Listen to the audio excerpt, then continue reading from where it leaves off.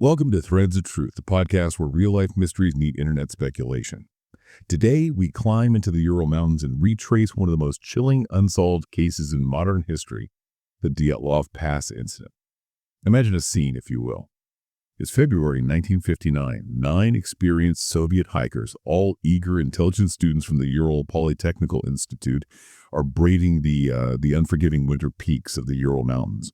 They're on a pretty ambitious ski expedition deep in the wilderness.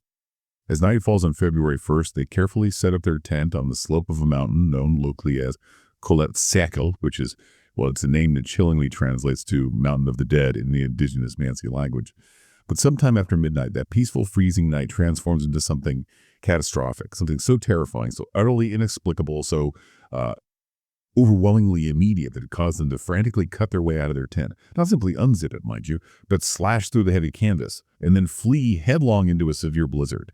Some of them wearing, well, basically nothing but their socks, running barefoot into sub-zero temperatures. We're talking as low as minus 30 degrees Celsius. Just think about that for a second. That primal, desperate flight from their only shelter, abandoning all their vital gear. They knew they were facing certain death by exposure. What's truly unsettling here is the profound irrationality of that initial flight. I mean, these weren't novices, right? They were seasoned survivalists, highly experienced in winter expeditions. To just abandon a meticulously set up, well-provisioned tent in conditions like that, it suggests an extraordinary immediate threat, something that completely overrode their training, their survival instincts, their, rational minds. It really begs the question, what kind of terror could possibly compel such an extreme, almost self-destructive action? And that's precisely the central enigma, isn't it? Because when their bodies were found weeks, and in some cases months later, the mystery only deepened. It became this labyrinth of unsettling details, multiple broken ribs, fractured skulls, and even the bizarre, truly horrific discovery of a missing tongue and eyes on one victim. Right. And added to this, traces of radioactivity were found on some of their clothing. So, what compelling natural force, as the official report cryptically put it? What force could sever a tongue, fracture skulls and chests without significant external trauma, and make a group of experienced survivalists abandon their tent in a state of sheer, unadulterated terror, ultimately leading to their agonizing deaths? Today, we're going to embark on a deep dive into this chilling case. We'll meticulously examine the documented evidence, delve into the official conclusions, both the historical ones and the more modern takes, and then we'll sift through the decades of online speculation. Everything from the plausible to the truly outlandish theories that have kept this legendary mystery vibrantly alive in the digital age. Yeah, it's fascinating how it persists. It isn't just a historical event anymore. It feels like a living mystery, constantly being debated and re-examined online. Okay, let's unpack this. Our story begins in late January 1959. A group of 10, initially highly experienced ski hikers from the Ural Polytechnic Institute, embarked on this ambitious journey into the northern Ural Mountains. They were led by 23-year-old Igor Dyatlov. He was a fifth-year radio engineering student, but also a really accomplished trekker. Their destination, Mount Otorten, a peak with, as we mentioned, that rather ominous local name translating to "don't go there." And this wasn't just some casual weekend stroll, right? This was classified as a Category 3rd expedition. That was the most difficult rating at the time.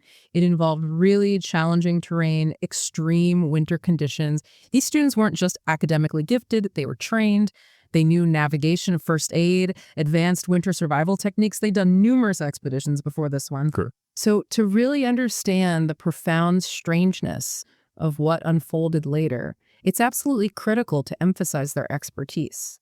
This wasn't a group of novices making basic amateur mistakes. They were well-prepared, meticulous. They knew the risks inherent in such a demanding wilderness trek. They understood how to choose a campsite, how to secure a tent against blizzards, how to survive in those sub-zero temperatures. Which makes their actions later. Exactly. It makes their subsequent actions on that fateful night so utterly bewildering. And wasn't there one member who turned back? Yes, that's right. One member, Yuri Yudin, developed sciatica, a painful nerve condition, and he was forced to turn back early in the expedition. That twist of fate marked him as the sole survivor, the only one to escape whatever horrifying events transpired on Koletsakel. Wow. And his account, of their jovial spirits just before he departed, it just adds another layer to the tragedy. So the group, now 9 strong, they pushed onward through this desolate, snow-covered landscape, and on the evening of February 1st, they established their camp on the eastern slope of Koletsiakl. And we actually have photos recovered from their cameras taken in the early evening hours of that very day. They showed them in good spirits, smiling, looking healthy, busy setting up their camp. It's haunting, isn't it? It really is. To see these vibrant young people so full of life, enjoying the rugged beauty of the mountains, completely unaware of the horror awaiting them just hours later. It's such a stark, poignant reminder of the human element at the heart of this enduring mystery. And what's fascinating about those final photos, and also the scene that the search party found later, is the meticulousness of their camp setup. The tent was pitched on a relatively gentle slope, secured properly with skis and poles. It indicates routine, experienced behavior. It wasn't some haphazard decision made by amateurs. They knew how to maximize their chances of shelter in that hostile environment. Everything looked normal. Totally normal.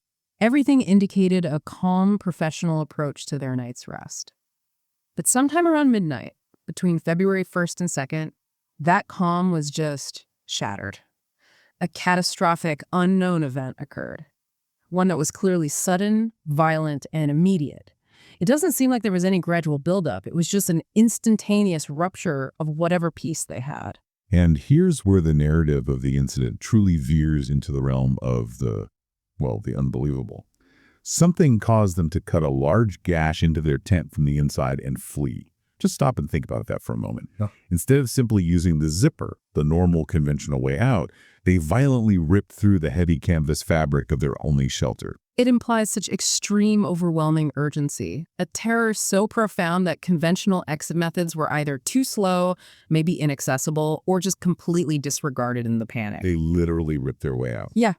And then they ran down the slope toward a nearby cedar tree about a mile away into those crushing sub-zero temperatures, minus 25 to minus 30 Celsius. Without their gear. Exactly. All their vital belongings, shoes, warm jackets, hats, food supplies, all left inside the tent.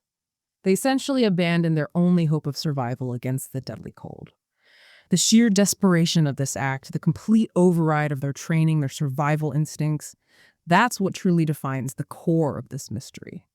What could possibly have triggered such a collective, primal flight? So the group's expected return date to the village of Vizhai, that was their final destination point, was February 12th. When they didn't show up, naturally, concern grew. It escalated pretty quickly into a full-scale search operation about a week later. But the vastness of the northern Ural Mountains, plus the severity of the late winter conditions, it made the search incredibly challenging and dangerous, even for the rescue teams. A huge, remote area. Definitely. And it wasn't until February 26, after weeks of painstaking searching, that the abandoned tent was finally located by a search party. It was half collapsed, buried under snow, and crucially, as we said, it was slashed open from the inside. This confirmed that initial sense of a frantic escape that had been so puzzling to investigators from the start. Just imagine the sight for the rescuers. All their gear, their food, their warmth just left behind in a ruined, ripped-open shelter. It screams sudden, violent exodus. Yeah. And this immediately raises that fundamental question again, doesn't it? Why cut your way out when you could just unzip the entrance? The forensic analysis later confirmed the slashes originated from within the tent. From the inside. From the inside. So this isn't just an escape. It suggests a dire, immediate threat that didn't allow time for normal egress. It points to an overwhelming sense of danger where milliseconds mattered, where staying inside the tent was somehow perceived as more terrifying than facing the deadly blizzard outside, even practically naked. Which is just incredible. It strongly suggests something directly impacted or threatened them inside their shelter. And the discoveries just kept unfolding, didn't they? Each one adding another layer to the enigma, pushing the boundaries of logical explanation. So on February 27th, just a day after the tent was found, the first 2 bodies were located. They were at the edge of the woods near that large cedar tree, about a mile downhill from the tent site. Okay. These were Yuri Krivonashenko and Yuri Doroshenko. They were found almost completely naked, just dressed in underwear or very light clothing. Consistent with having fled their tent in a total panic, their hands were badly burned, and they were found near a small, sort of rudimentary fire pit. It's just a heartbreaking testament to their desperate, futile attempt to generate some warmth in those freezing conditions. Trying to survive. Yeah, exactly. It also appeared they tried to climb the cedar tree. There were broken branches high up. Perhaps they were trying to get firewood or maybe looking for something in the distance, looking for the camp. We don't know. Wow. Then, a week later, on March 5th, 3 more bodies were discovered. Igor Dyatlov himself, the leader, Zenaida Kolmogorova, and Rustem Slobodin. They were found scattered between the cedar tree and the tent, in positions that suggested they were maybe attempting to return to the tent, perhaps realizing the futility of staying by that cedar tree with such minimal clothing. A desperate attempt to get back to safety. Exactly. All 3 of them succumbed to hypothermia, just a slow, agonizing death in the extreme cold. But interestingly, Slobodin had a fractured skull. It was noted in the report, but considered a non-fatal injury, meaning he ultimately died from the cold, not the head trauma itself. So even at this stage, with the first 5 bodies, you have this picture of desperate flight, agonizing exposure, attempts to make fire, maybe attempts to return, but also this one unexplained skull fracture. Right. It was already deeply disturbing. But the most shocking revelations were actually yet to come. The final 4 bodies, Semyon Solotaryov, Lyudmila Dubinina, Alexander Kolovatov, and Nikolai Thibault-Brignol, they weren't found until May 4th. That's nearly 3 months after the incident. 3 months later. Wow. Yeah, they were discovered buried in a ravine about 75 meters further into the forest from that cedar tree under something like 13 feet of snow. That's why it took so long to find them. Deep snow. Deep snow. And these victims were notably better dressed than the others. It appears they had actually taken clothes from the bodies of the first victims found near the cedar. Oh my God. Yeah, indicating this grim struggle for survival even after the initial chaos. It suggests this horrifying scenario where some hikers, perhaps in a state of desperation and maybe hypothermia-induced confusion, scavenged clothing from their deceased companions. A last-ditch effort to stay alive as they sought deeper shelter in that ravine. That's incredibly bleak. Or a real picture of desperation. It truly is.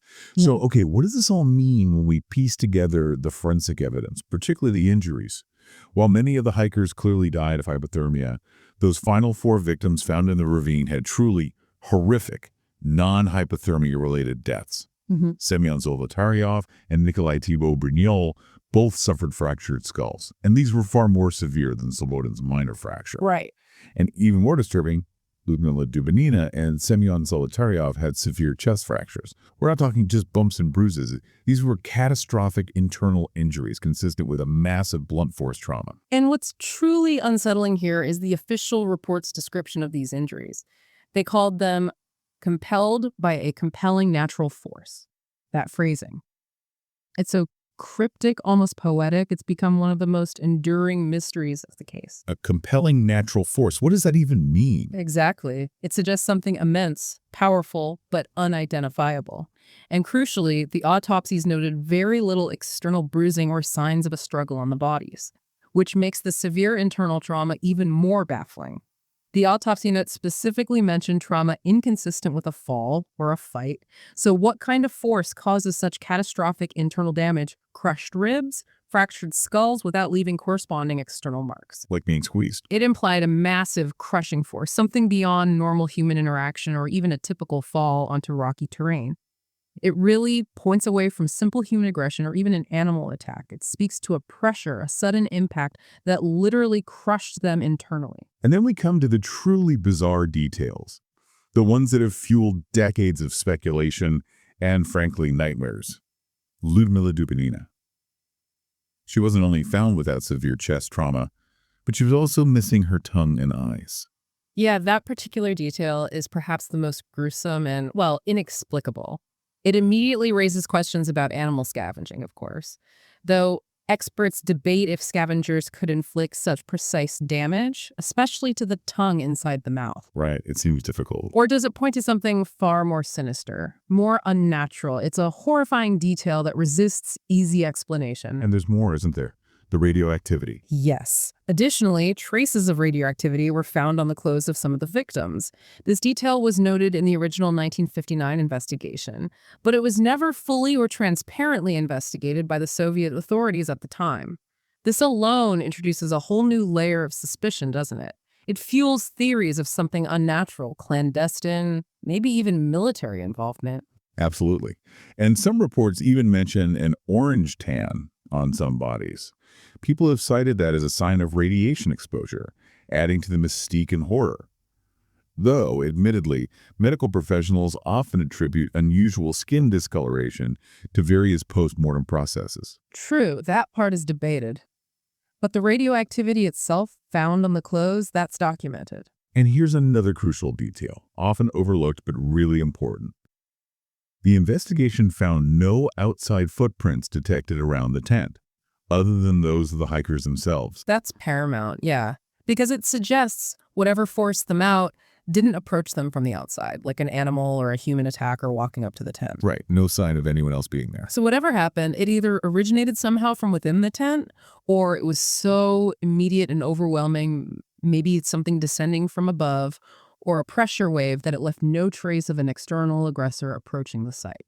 Which leads us to the investigation itself. Exactly. And this raises an important question about the overall handling of the case, and perhaps the biggest reason the mystery persists so strongly even today.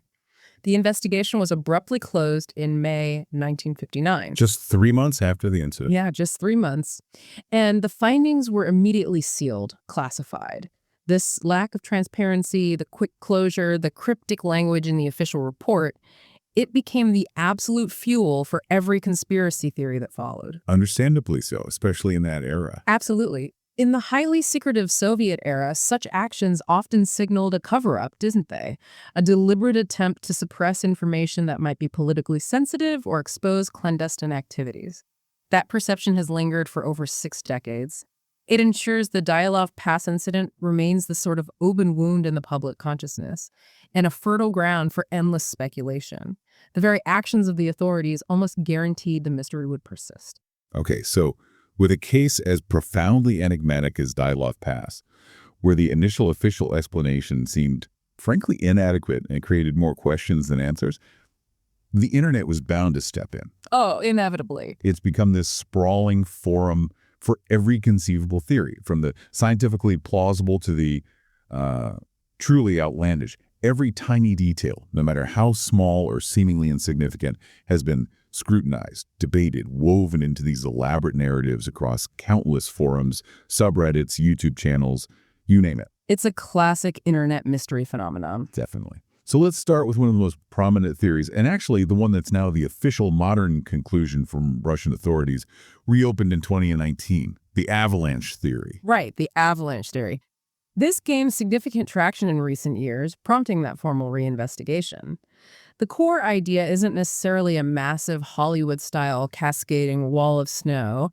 It's more likely proposed as a slab avalanche. A slab avalanche, what's that exactly? Yeah. It's a relatively smaller but dense sheet of compacted snow that breaks off and slides down the slope. The theory goes that such a slab could have slid down the mountain and fallen onto the tent. This would potentially explain the sudden panic, why they felt compelled to cut their way out, believing maybe a larger, more destructive avalanche was imminent, and they needed to escape now before being completely buried. Okay, that could explain the urgency, the slashing. Potentially. And the specific injuries observed, those broken ribs, the skull fractures could, theoretically, be consistent with being crushed by heavy blocks of snow, especially if they were partially buried or hit by moving snow slabs as they fled down the slope. And didn't some scientists simulate this? Yes, modern simulations, including a quite comprehensive 2021 study by Swiss scientists from EPFL, actually supported the possibility of such a snow slab movement on that particular slope. Their research suggested that even a relatively shallow incline, like the one where the tent was pitched, could trigger a dangerous slab if specific conditions were met.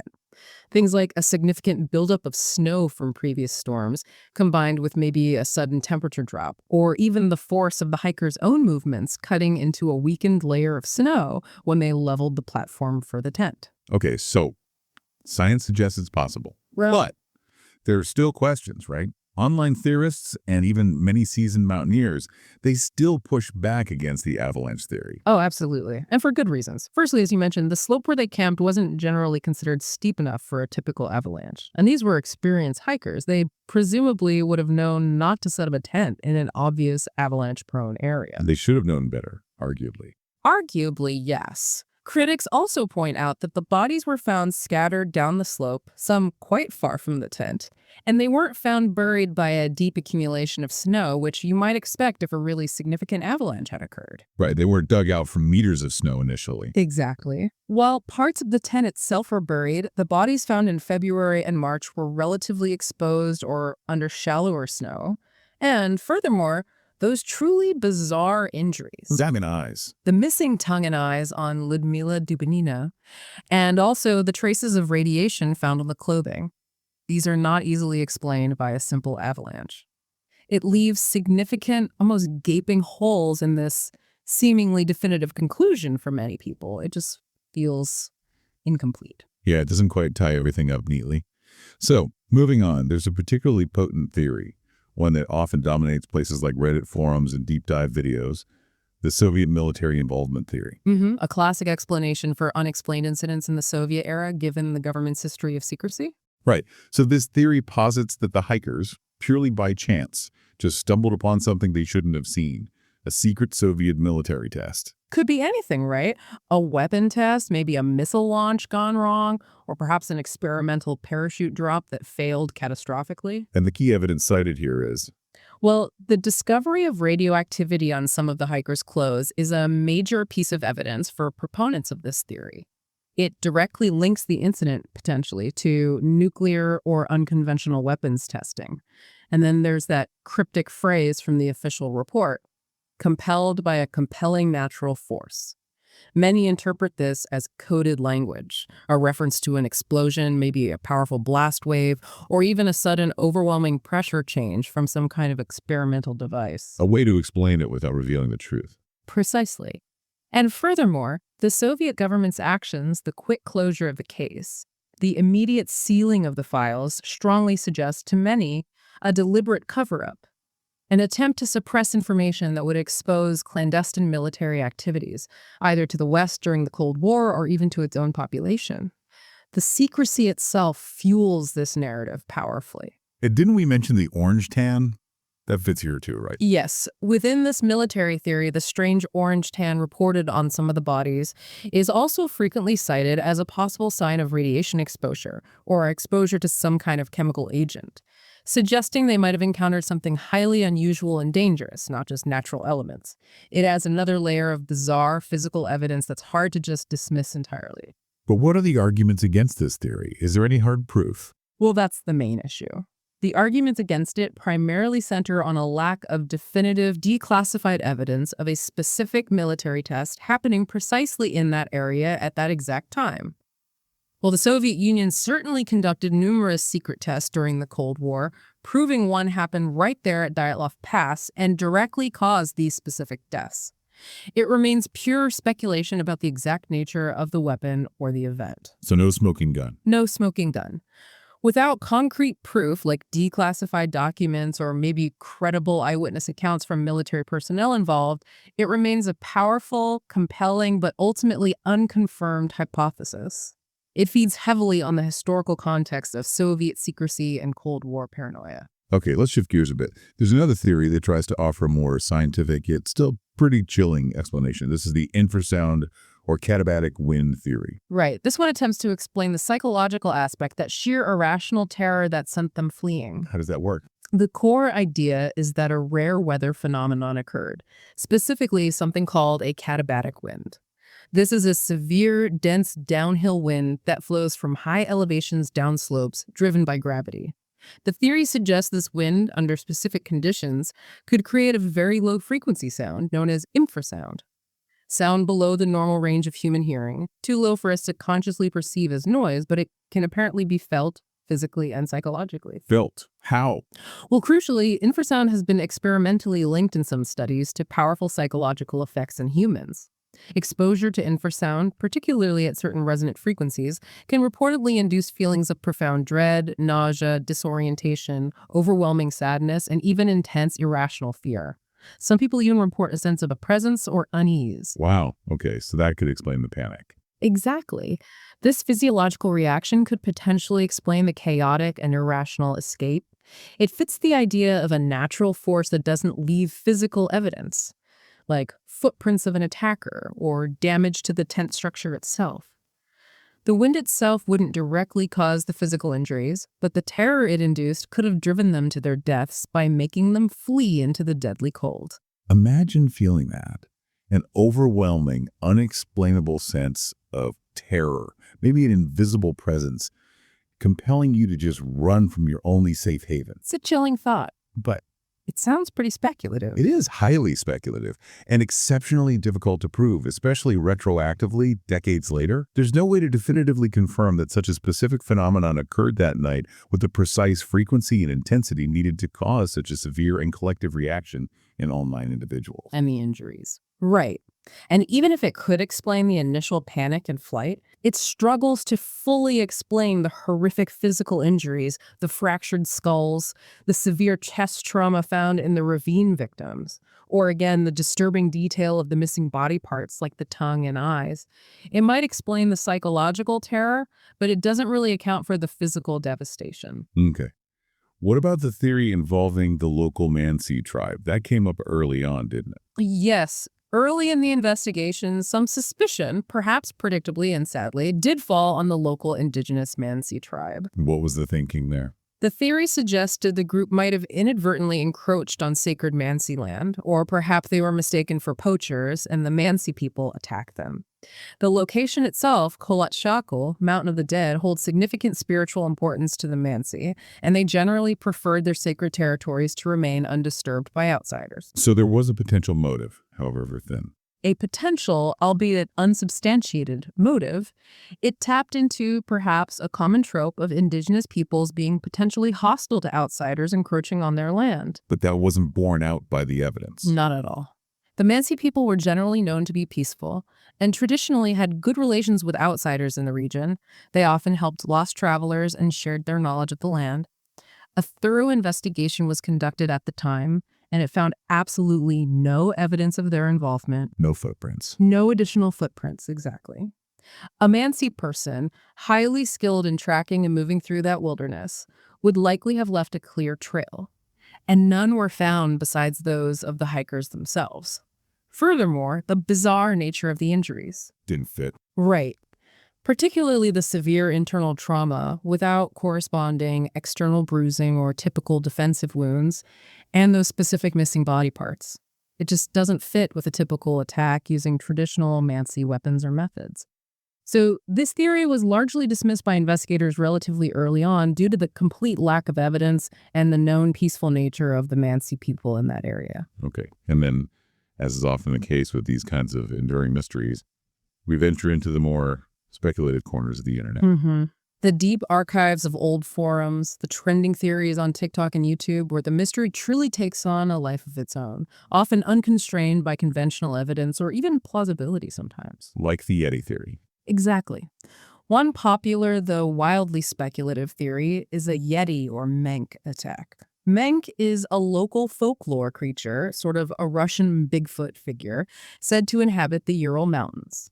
This theory gained some traction partially based on a curious journal drawing found among the hikers' belongings, which some people interpret as a depiction of a large humanoid figure. It aligns with that narrative of a large territorial creature defending its habitat from intruders. A classic cryptid explanation. It really is. A way to personify the unknown danger in the wilderness. And then there's the even more out there stuff. Yeah. Paranormal, UFOs. Right. Others point to outright paranormal events, suggesting maybe a curse on the mountain because of its ominous name, Mountain of the Dead, or even UFO sightings and alien involvement. These theories are often fueled by those reports of mysterious fireballs or strange lights seen in the sky over the Urals around the time of the incident. These were reported by other groups of hikers, and apparently even meteorological services logged some unusual atmospheric phenomena. So seeing strange lights just before or after such a horrifying event.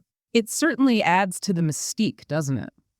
It provides a ready-made narrative for supernatural or extraterrestrial explanations.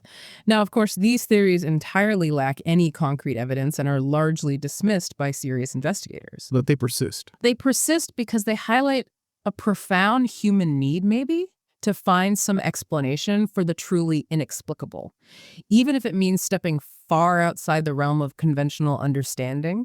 They fill the void that rational explanations seem unable to, at least for some people. So stepping back from all these theories, what does this all mean when we try to synthesize these complex, often contradictory pieces of the puzzle? For many people, myself included sometimes, the greatest mystery isn't necessarily the ultimate cause of death for each individual, but the collective panic itself, that initial inexplicable flight. This is what truly grips people, I think. It separates Dyatlov Pass from other tragic wilderness accidents and ensures its enduring fascination. And it raises that absolutely central, chilling question. What force, natural or otherwise, could possibly make 9 experienced, rational hikers in the dead of night flee a perfectly good tent without their shoes, without their vital winter gear, knowing full well they would almost certainly die of hypothermia? It's just not logical behavior. It's not the behavior of rational individuals, even under extreme duress. It implies an immediate, overwhelming, and perhaps unseen terror that completely overrode their survival instincts, their extensive training, their collective common sense. This is the core psychological puzzle that keeps fueling online communities and keeps the case alive. Because it's the most viscerally unsettling aspect of the entire incident, that complete breakdown of human reason in the face of some unknown, terrifying threat. And a huge part of why this case remains so incredibly compelling, even now, 60-plus years later, is that dense shroud of secrecy that immediately descended upon it back in '59. Definitely. This wasn't just a quiet investigation that reached an ambiguous conclusion. It felt actively, overtly suppressed, which made it impossible for the public, then and now, to fully reconcile the official narrative with the bizarre, unsettling facts. Right. And if we connect this to the bigger picture of Soviet history, the government's actions abruptly closing the case, meticulously sealing the findings, being uncooperative with later inquiries for decades, they are the absolute fuel for every single conspiracy theory. In an era absolutely rife with Cold War paranoia, secret nuclear testing, pervasive government control, such secrecy immediately bred deep, deep distrust. The lack of transparency, the perceived desire to bury the truth, is precisely what keeps this case so perpetually alive online. It created a vacuum the speculation rushed into. Exactly. The entire case, for many, is just this string of what-ifs. What if the government hadn't closed the case so quickly? What if the investigation had been more transparent, more open to public scrutiny from the start? What if the forensic work had been more modern, less constrained perhaps by political motives, and documented more thoroughly? These unanswered questions, the ones the official narrative failed to address convincingly, are precisely why millions continue to speculate, trying to seek the truth behind that veil of state secrecy. Thankfully, though, there has been a significant shift in recent years, from that era of Soviet secrecy to more modern reinvestigations, largely driven, I think, by persistent public demand and renewed international interest in the case. Yes, that's true. In 2019, Russia officially reopened the case, which was a remarkable and significant step after all those decades. And then, a couple of years later, they announced their conclusion. It was an avalanche. Back to the avalanche theory. Back to the avalanche. And while those 2021 Swiss simulations by the EPFL scientists did support the possibility of a snow slab movement on that slope, demonstrating that an avalanche could indeed have occurred under specific conditions, this official conclusion still doesn't fully account for all the intricate details, does it? It feels like it leaves things out. It does. Modern forensics can certainly explain some physical trauma, like how skull fractures or severe chest injuries can occur post-mortem due to continued snow pressure over time, or even during the initial impact of a snow slab. The crushing force of snow can be immense. Yet other wounds, especially the missing eyes and tongue on Dubinina, they remain deeply mysterious.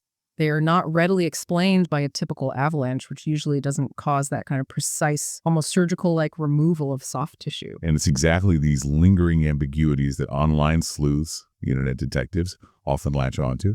They point to these missing body parts as signs of maybe a more deliberate or even ritualistic act. Or perhaps more plausibly, an attack by scavengers after death, but even that is debated. These are theories that the simple avalanche explanation struggles to address conclusively, if at all. It's these remaining unsettling questions that keep the door wide open for every other theory, no matter how wild or seemingly impossible.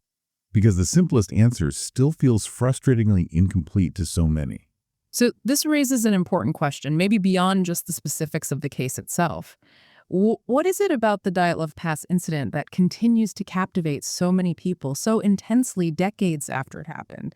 It's clearly more than just a simple whodunit mystery. You're absolutely right. I think it's because it's a real-world horror story, but with no clear villain. There's no easy resolution, and nearly every single theory presented has undeniable holes, undeniable weaknesses, the perpetual lack of definitive answers, the persistence of these bizarre mysteries. That's what keeps the case alive year after year, decade after decade. There's this fundamental human desire for closure, for understanding, for a clear narrative. And when that is denied, especially in such traumatic circumstances, the imagination just rushes in to fill the void. It becomes a canvas for our own fears and speculations. Exactly. And every time a new piece of information emerges, maybe a previously classified document surfaces, or a new analytical technique is applied to old evidence, or even just a new documentary is released, the case gains renewed interest. It's a testament, really, to our collective fascination with the unknown, with the edges of our understanding. But as we delve into all these fascinating theories and ponder the enduring enigma, I think it's absolutely crucial that we remember the profound human element here. Definitely. These were real people, young, vibrant individuals with dreams, aspirations. Their diaries and photographs captured their last joyful moments full of adventure and camaraderie. They were adventurous students, not just characters in some macabre game or pawns in a grand conspiracy theory. This is not just a bizarre puzzle to be solved.